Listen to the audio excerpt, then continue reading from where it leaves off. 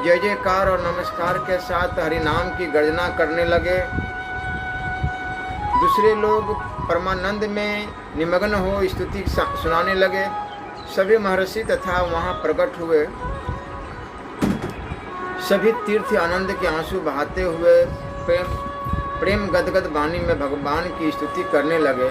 उन सबको देखकर नारद जी ने कहा, तुमने सहस्त्रों जन्मों में सहस्त्रों पुण्य पुंजों की राशि संचित कर रखी थी, जिसे आज तुम्हें भगवान श्री कृष्ण के मंदिर का दर्शन हुआ है।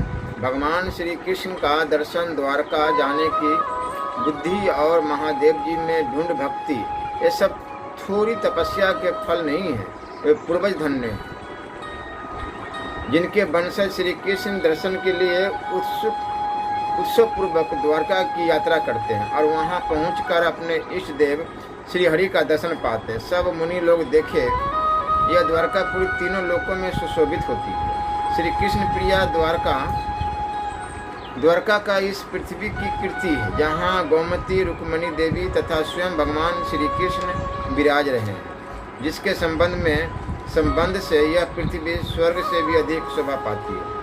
वह पवित्र द्वारकापुरी अपने दिव्य तेज से सुशोभित है। नारद जी का यह वचन सुनकर और द्वारका के महात्म्य को अपनी आंखों देखकर ऋषि और देवता आगे चले। वे सब और गीत वाद नृत्य और पताका आदि के द्वारा उत्सव मनाते हुए नाना प्रकार के स्तोत्र पढ़कर द्वारका प्रिय श्री कृष्ण की स्तुति कर रहे थे। हरिनाम के उच्च घोष के साथ उनकी गर्जना सुनकर प्रसन्न हुए नारद जी ने उन सब का एक व्यूह बनाया। इस प्रकार आगे बढ़ते हुए वे सब लोग गोमती के तट पर आए। सबने गोमती को प्रणाम किया और गोमती की महिमा देखकर नारद जी ने कहा, यही वह गोमती नदी गोमती देवी है, जिनकी तीनों लोकों में ख्याति है।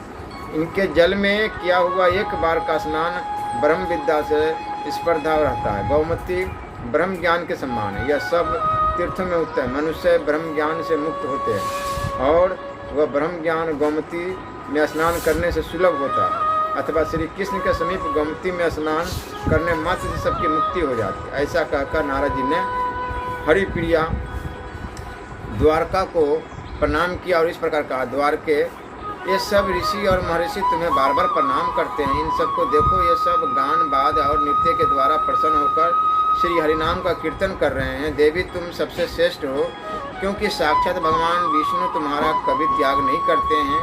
हमें देवेश्वर श्री कृष्ण का दर्शन कराओ। उनके ऐसा कहने पर द्वारका देवी प्रत्यक्ष प्रकट हुई और हर्ष से विह्वल होकर बोली, देवताओं